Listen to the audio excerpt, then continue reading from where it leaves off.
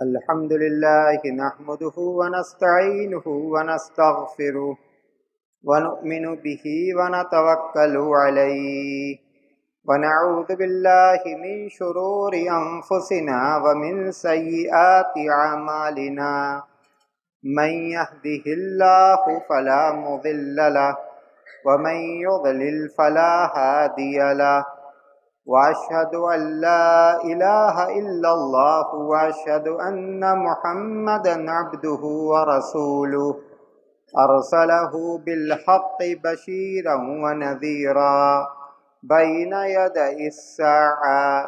من يطع الله ورسوله فقد رشد ومن يعصيهما فإنه لا يضر إلا نفسه ولن يضر الله شيئا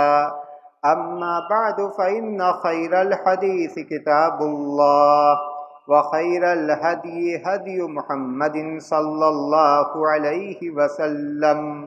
وشر الأمور محدثاتها وكل محدثة بدعة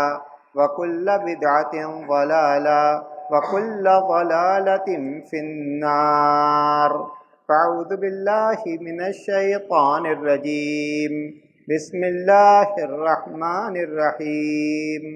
ولتكملوا العدة ولتكبروا الله على ما هداكم ولعلكم تشكرون۔ محترم بزرگوں، عزیز بھائیوں، ماں اور بہنوں، آج ہم مسلمان عید الفطر منا رہے ہیں۔ خوشی کا یہ موقع ہمیں ہمارے دین نے دیا ہے۔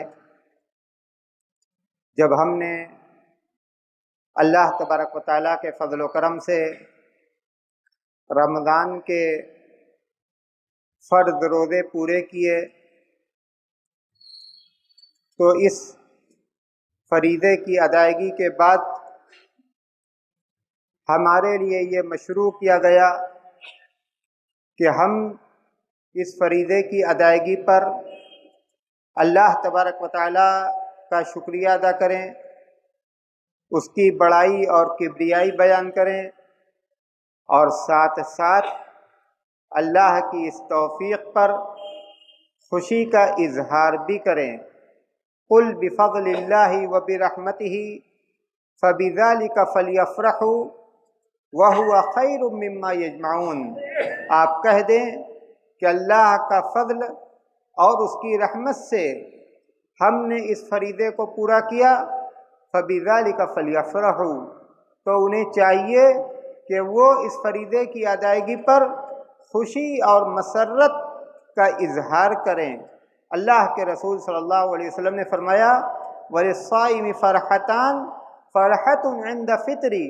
روزہ دار کو خوشی کا دو موقع ملتا ہے۔ ایک موقع، ایک وہ وقت جب وہ اپنے فریضے کو ادا کر لیتا ہے، تو اللہ کی توفیق سے ہم نے رمضان کا فریضہ یعنی روزے رکھے۔ آج ہمارے لیے یہ خوشی کی عید ہے، یہ فطرانے کی عید ہے، اور ہمیں اس بات کی اجازت دی گئی، ہمارے لیے یہ مشروع کیا گیا کہ اس موقع پر ہم خوشی اور مسرت کا اظہار کریں۔ لیکن ساتھ ساتھ ہمیں یہ نہیں بھولنا چاہیے کہ رمضان کا یہ روزہ یا دوسری اچھی اور نیک عبادتیں، بلکہ ساری کی ساری عبادتیں، اس لیے کہ ساری کی ساری عبادتیں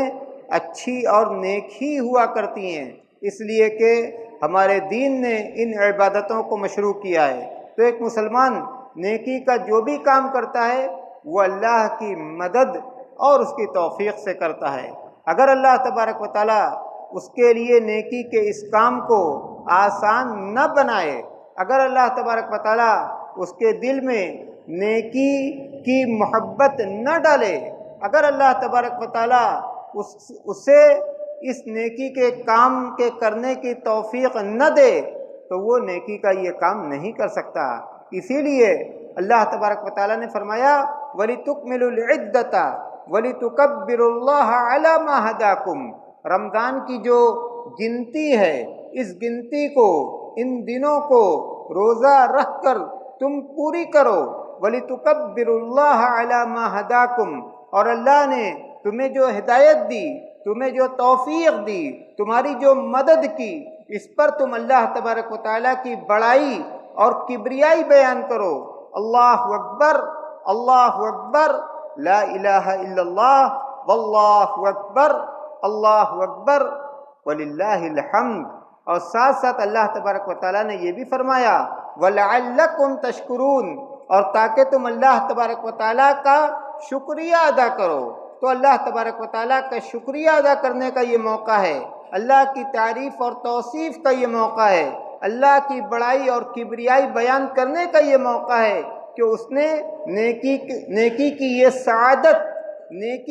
سعادت ہمیں نصیب فرمائی، اور نیکی کے اس کام کو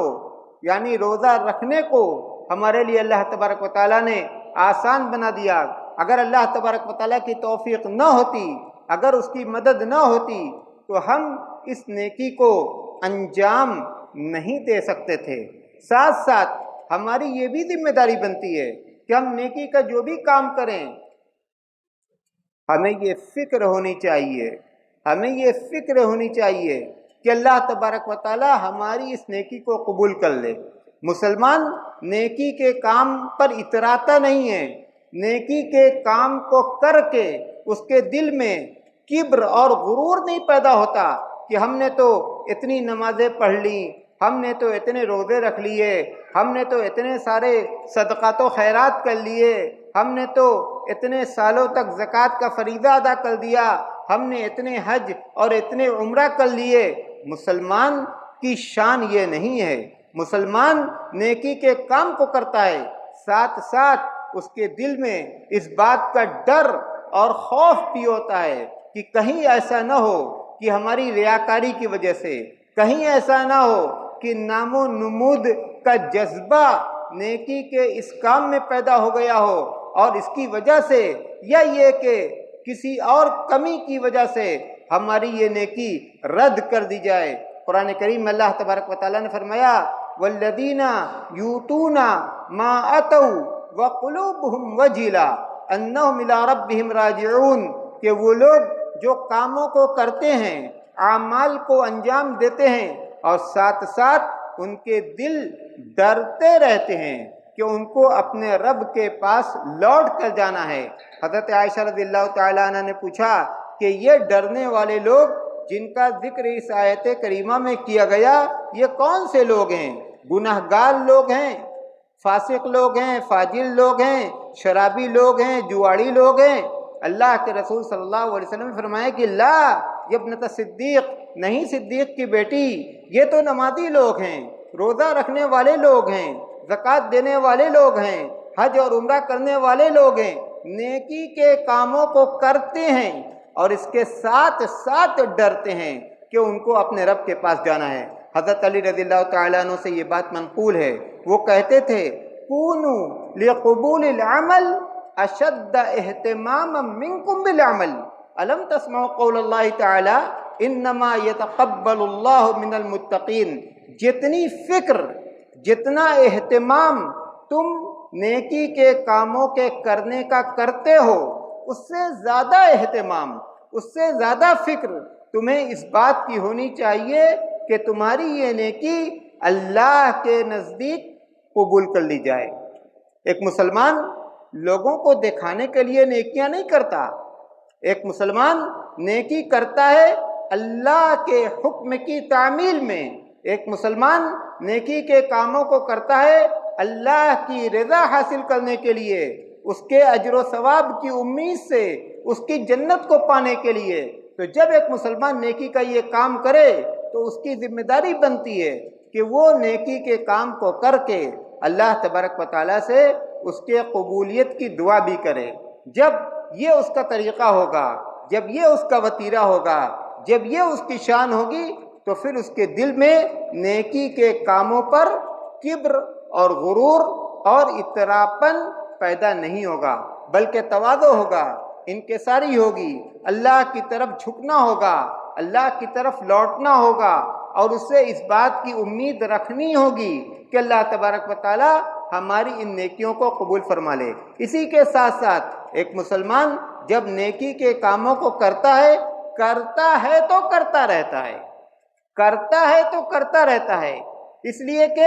ہمیں استقامت اختیار کرنے کا حکم دیا گیا۔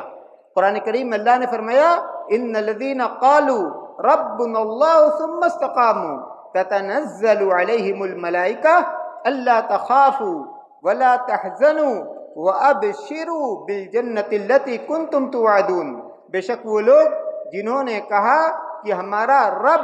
ہمارا پروردگار، ہمارا خالق و مالک، ہمارا معبود برحق صرف اور صرف اللہ ہے، ثم استقاموا، پھر نیکی کے راستے پر ثابت قدم رہے،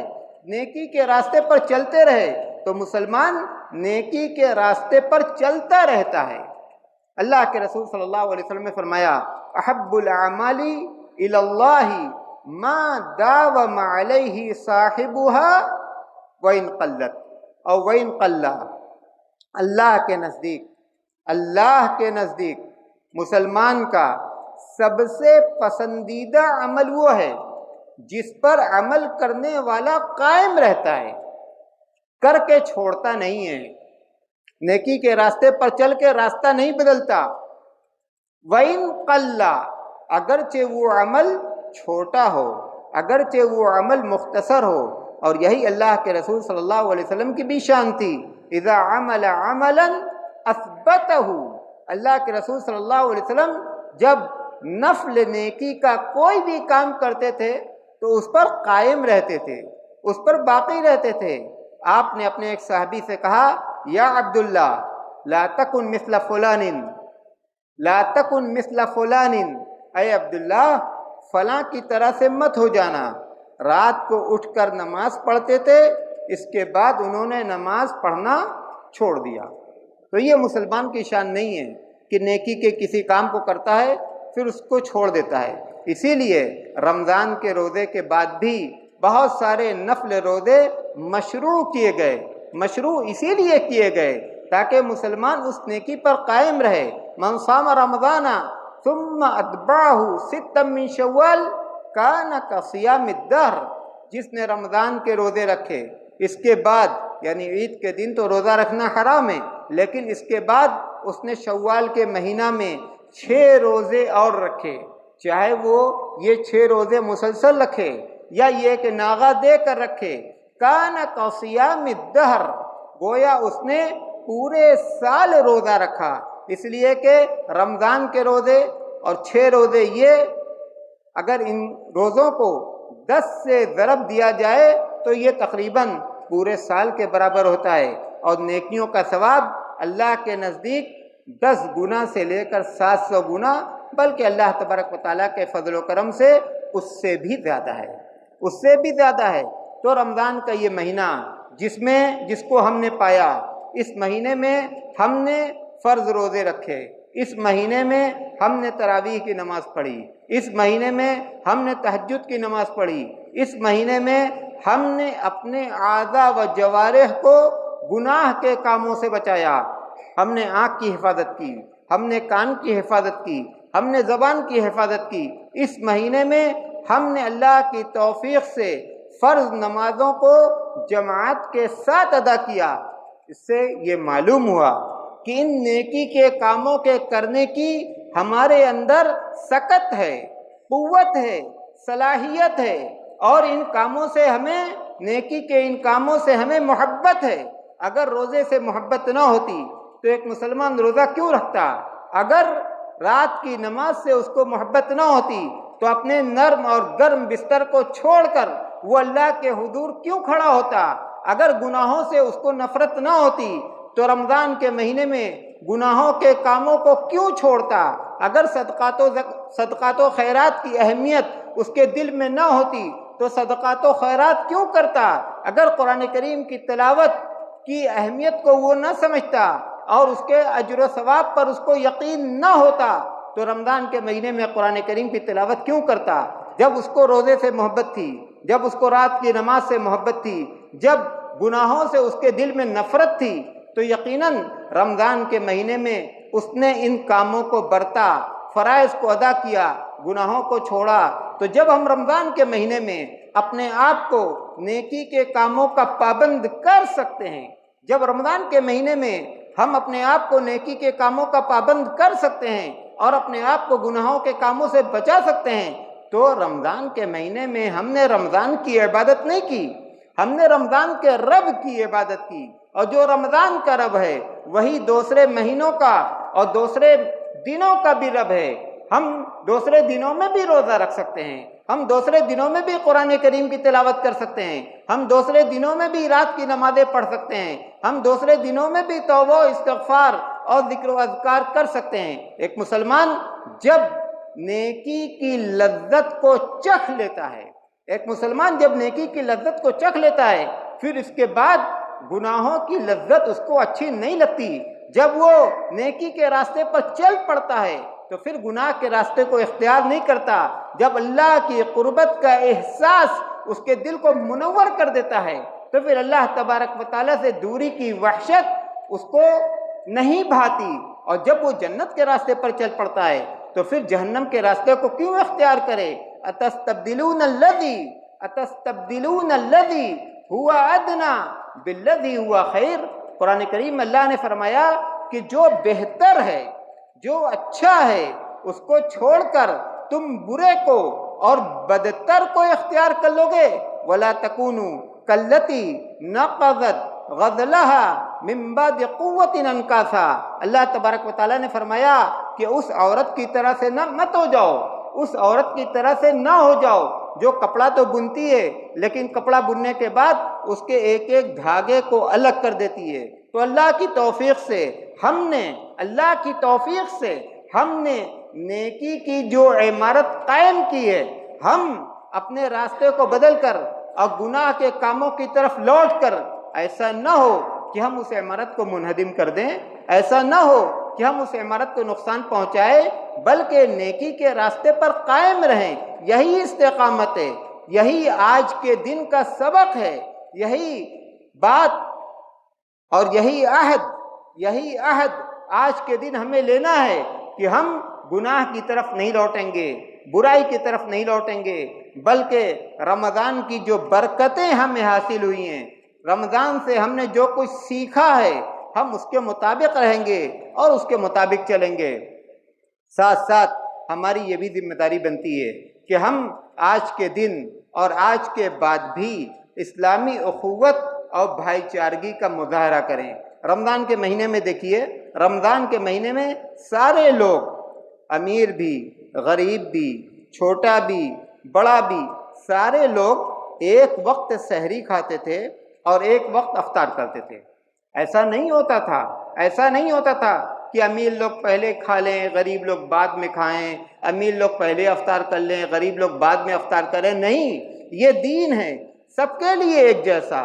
مسلمان مسجد میں نماز پڑھنے آتا ہے، ایک ساتھ کھڑا ہوتا ہے، کیا امیر کیا غریب، سب ایک صف میں ایک ساتھ کھڑے ہوتے ہیں۔ یہ اسلامی اخوت ہے، یہ اسلامی بھائی چارگی ہے، اور یہی سبق آج ہمیں اپنے عمل کے ذریعے سے